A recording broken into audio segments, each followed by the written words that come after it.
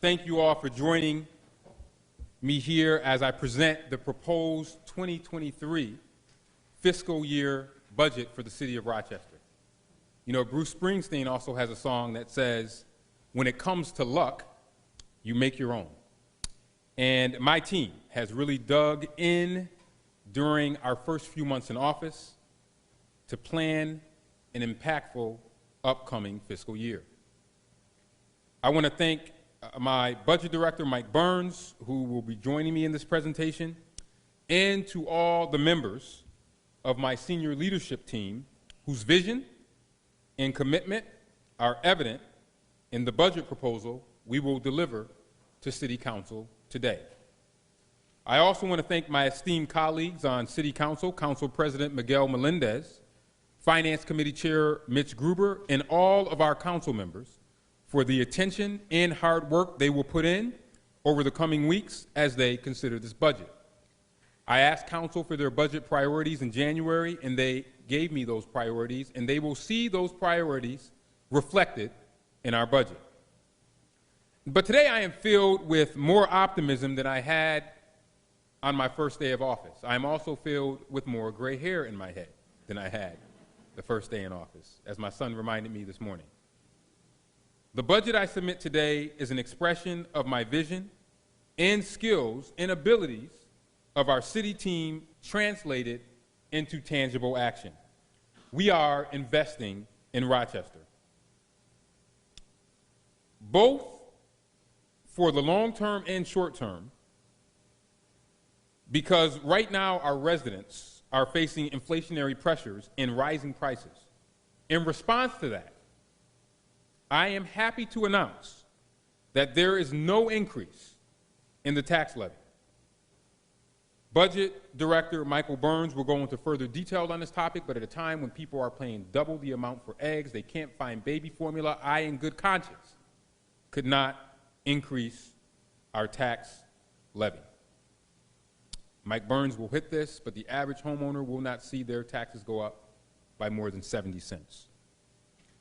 Of course, the effects of the COVID pandemic continue to have an impact, so the American Rescue Plan Act is a key part of this budget. We will continue to leverage ARPA dollars to make targeted and transformational investments in our city. I cannot thank our federal representatives enough.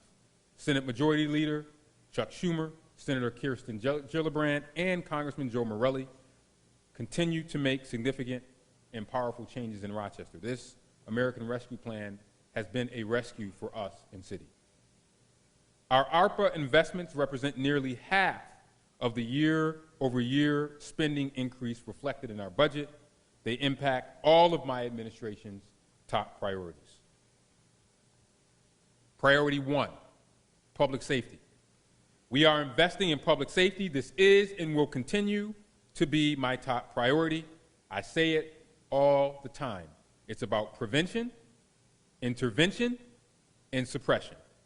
And it requires deliberate investments in prevention, intervention, and suppression programming and tactics. We are investing $8.4 million for violence prevention programs. This budget provides nearly $8.4 million in dedicated funding to the Mayor's Office of Violence Prevention Programs. That includes Pathways to Peace, the Office of Neighborhood Safety, the Peacemaker Fellowship Initiative, Summer Youth Enrichment Programming, and community contracts for complementary efforts under the Rochester Peace Collective.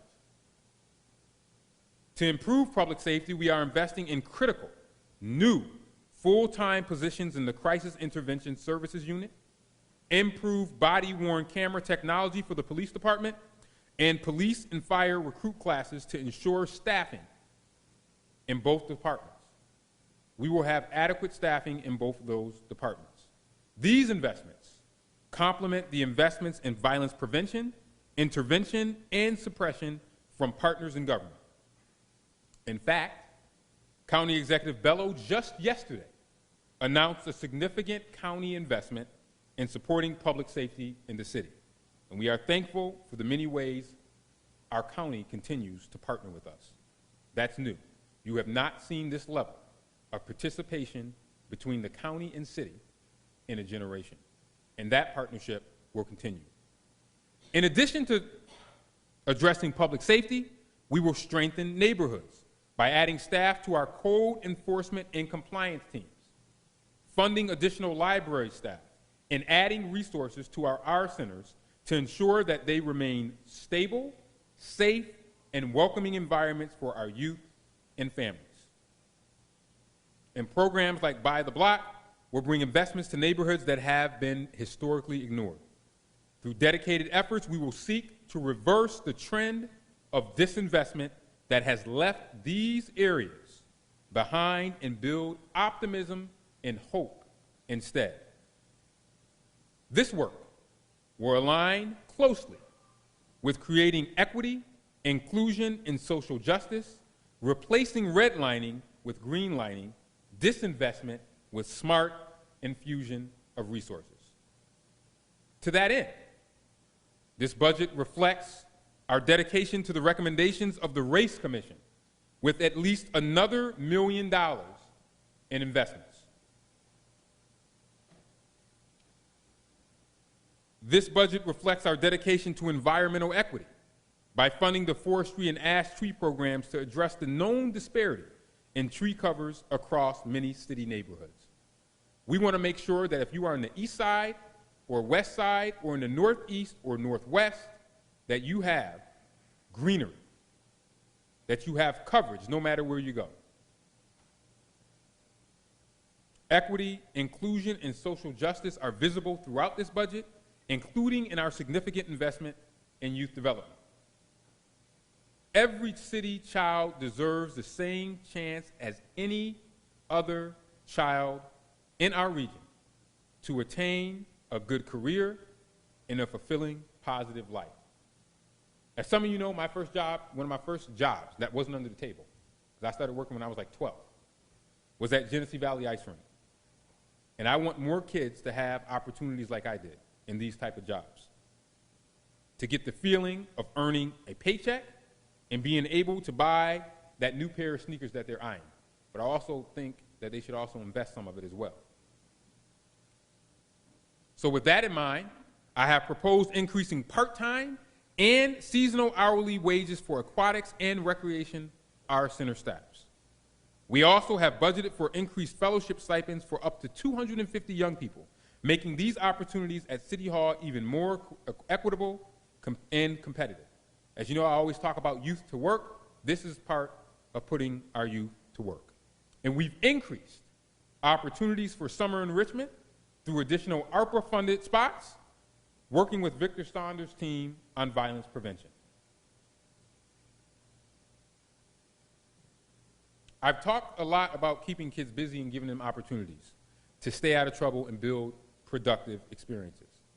But we can't just talk about it, we have to be about it. So I'm putting my money, our money, where our mouth's at. It's taxpayer money. Because it all comes down to economic empowerment, another administration priority of mine, to ensure that people have economic know-how and resources they need to build their own successful futures.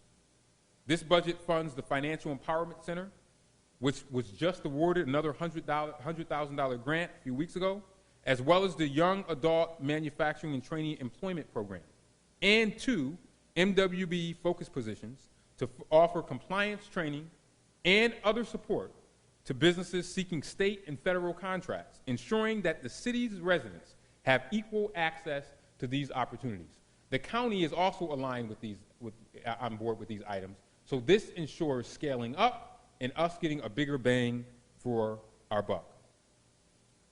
We will also continue to support the pilot for the Guaranteed Basic Income Project and fund a full-time administrator for the Kiva Rochester program. We are approaching close to $1 million in grants for that program.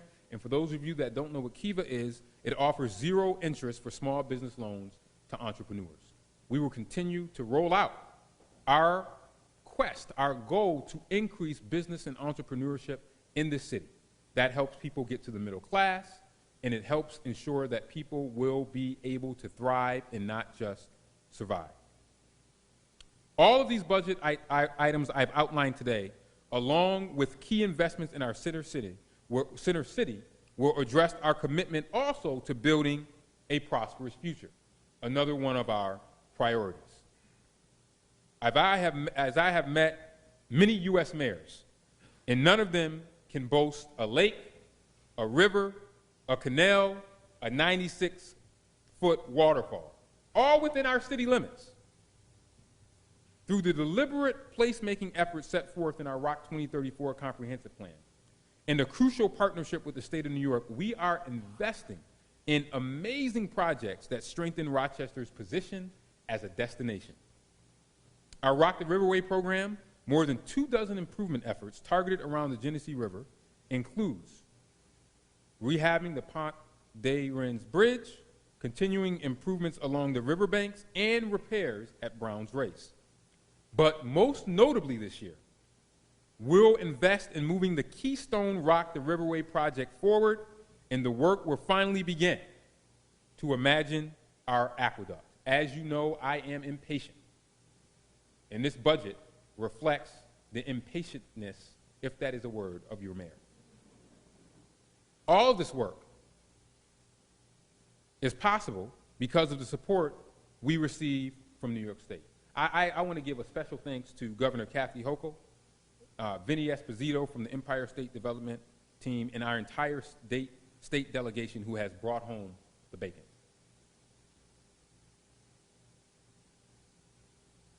I'd also like to thank all of our partners in government for their dedication to Rochester. Their efforts are enabling us to initiate, continue, or complete the projects reflected in this budget. We will improve our Riverway, address blighted areas of our center city through downtown, revitalization initiatives, the Downtown Revitalization Initiative, reconnect neighborhoods by beginning the planning for filling the Inner Loop North, and of course create one of the few state parks within an urban landscape in the country at High Falls. When I came into office in January, I asked for 2 big things from the state, or 3 big things. I wanted more aim aid, still working on that, but I asked for the Inner Loop to be fully funded, which it was not, now it is. And we made making High Falls State Park a priority. All those things are reflected in this budget and based upon the support that we got with the state of New York and the collaboration that has not happened in a generation that we have with our state delegation, as well as with our county. All of this investment ties together. Investments in public safety work to strengthen neighborhoods, which supports and is also impacted by our efforts to develop our youth. Of course, youth development is a part of economic empowerment. And all of the above promote equity, inclusion, and social justice.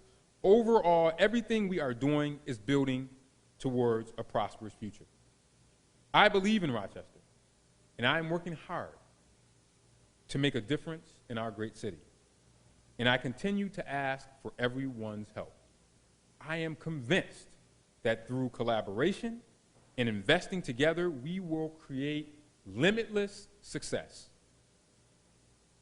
Now, he's got a CPA, our numbers guy. I'm going to bring up Director Mike Burns to share some more specific details about this budget, and then I will come back up. Mr. Burns.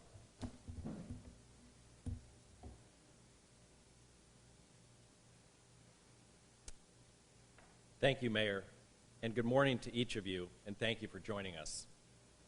Before I provide an overview of our proposed budget, I'd like to start by thanking the Mayor, the Deputy Mayor, and my senior management team colleagues for their work in forming this budget. In working with this highly respected team, most of whom are either new to city government or to their current roles, I've appreciated their collaborative spirit, fair-minded approach in our conversations as we've worked through decisions, and strong knowledge of their areas of responsibility that each has demonstrated. Speaking of forming this budget, we would not be here today if it were not for my team in the Office of Management and Budget, who have steadfastly supported me in this work during my 81 days in the administration. So I'd like to extend my deepest gratitude to our Assistant Director, Suzanne Warren, our Principal Staff Assistants, Sarah Boyce and Christina Heigenthaler, our team of analysts, Chavez Lewis, Emily Lohner, Joe Mastico, Josephus Tisdale, and my assistant, Yulia Sashinsky. I'd be remiss if I did not thank Elisa Sobrani of our print shop, whose invaluable work is evident in the printed version of our budget book. Our proposed 2022-23 budget calls for $627.4 million in spending, an increase of $55 million, or 9.6% over the 2021-22 amended budget of $572.4 million.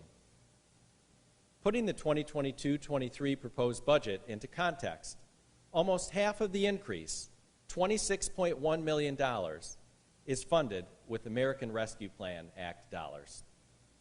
As the mayor just discussed, this budget invests in the administration's key priority areas and ensures all departments have the resources necessary to deliver for our residents in the administration's first year and beyond. From a revenue standpoint, I'll provide more of a breakdown in a moment, but as the mayor mentioned, our proposed budget contains no increase in the property tax levy. Let me be clear. We elected to hold the property tax levy flat this year, and let me emphasize, this year, as we acknowledge the current impact of rising fuel prices and inflation on city households. However, we are mindful of our reality, in that our ability to keep the property tax levy flat versus the need to increase it must be revisited annually through the lens of the current facts and circumstances of the year ahead. So we just talked about the levy, now we're going to talk a bit about the tax rate. With one of the strongest real estate markets in the country, our property values are increasing. The net impact to the typical homeowner and business is partially offset by the state-mandated tax shift, resulting in reductions of $9.66 and $129.02 to the typical homeowner and business on their respective tax bills. Also included on both homeowner and business tax bills are user fees associated with refuse, local works, and water. With regard to these user fees, the typical homeowner will see an increase of $10.36 on their tax bill, specifically for refuse and local works in response to increasing fuel prices and rising inflation. Fees associated with water will not increase. Putting further context around property taxes and user fees, the net impact to the typical homeowner of the tax shift and user fee increase is 70 cents. As a final word on fees, I should note that our proposed budget includes fee increases at the East End Garage to bring the rate structure at that garage in line with all other city-owned garages. Specifically, we are increasing the daily maximum rate from $8 to $10, and we're increasing the evening rate from a flat $2 to $2 per hour. And to be clear, no other rate changes at any of our other city-owned garages. I'd be remiss if I did not spend a few moments on sales tax revenue, as rising prices are affecting each of our households. Our proposed budget includes $187.2 million in sales tax revenue, an increase of 15.7% over the $161.8 million of sales tax revenue budgeted for in our amended 2021-22 budget. Though the future is difficult to predict, we believe that this estimate prudently reflects the reality that higher than normal rates of inflation and increased consumer spending will be with us into 2023.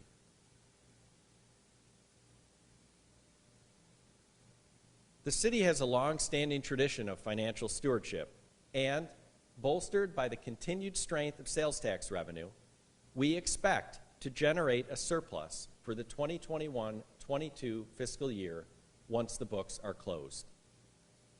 This will allow us to replenish the fund balance used in 2021-22, and to use fund balance of $18.9 million in our general fund to close the 2022-23 fiscal year budget gap, all while remaining well above the minimum required fund balance of 12.5% of general fund expenditures per city policy.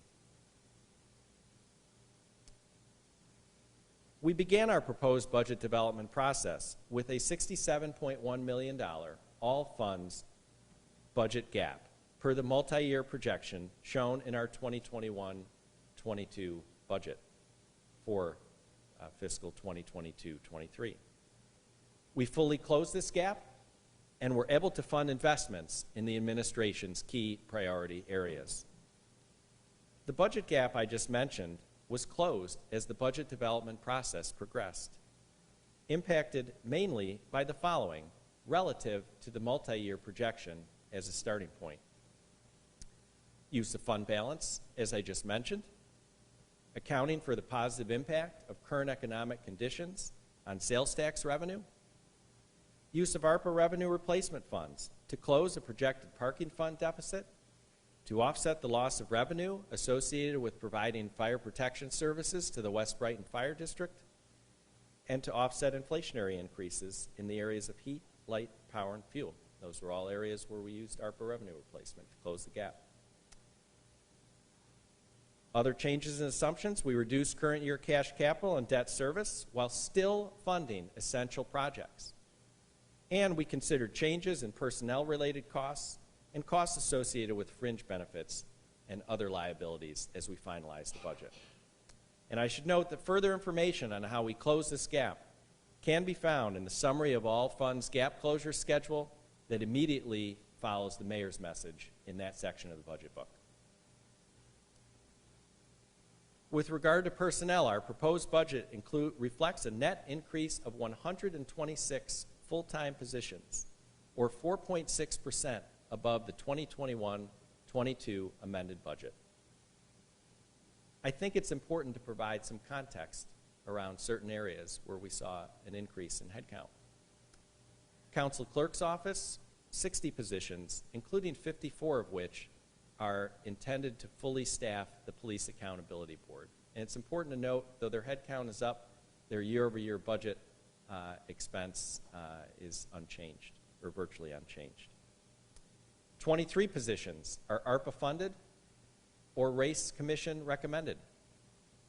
And 33 positions constitute an investment in our administration's priorities, including the Mayor's Office in support of violence prevention, Neighborhood and Business Development, Department of Environmental Services and Law in support of our code enforcement and compliance initiatives to strengthen neighborhoods, and Department of Recreation and Human Services and Library in support of youth development and public safety. As you may be aware, the city was fortunate to be awarded $202.1 million in funding through the American Rescue Plan Act from the federal government. This funding is allowing us to accomplish transformational initiatives, including lead service line replacement and our By the Block initiative that the mayor mentioned earlier. More information regarding how we are using and plan to use these funds, which must be fully expended by December 31st, 2026, can be found at www.cityofrochester.gov/ARPA.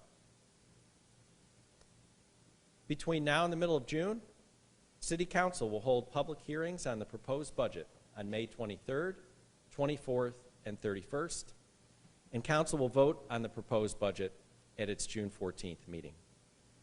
The hearings and the June Council meeting will be televised on City 12 TV and can be viewed on Council's YouTube channel. With that, I will now turn it back over to Mayor Evans. Mayor? Thank you. I want to thank Mike for his hard work on this budget.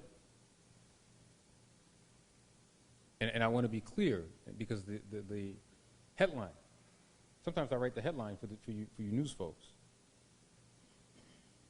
We are funding our priorities at a time when people are struggling fiscally, but the tax rate is still being held flat. So that, I believe, is great news for the residents of the city of Rochester. It is fiscally responsible because we are mindful of the challenges that our residents are facing, and it is what I call an investment budget. We are investing in the future. As I've outlined, we are making investments in each of our key priority areas to ensure that we are well positioned to deliver for the people of our great city. This is all about charting a prosperous future. But as Mike and many others have heard me say, we must take this at a year-by-year approach because we operate in an environment where unforeseen things can and do and will occur.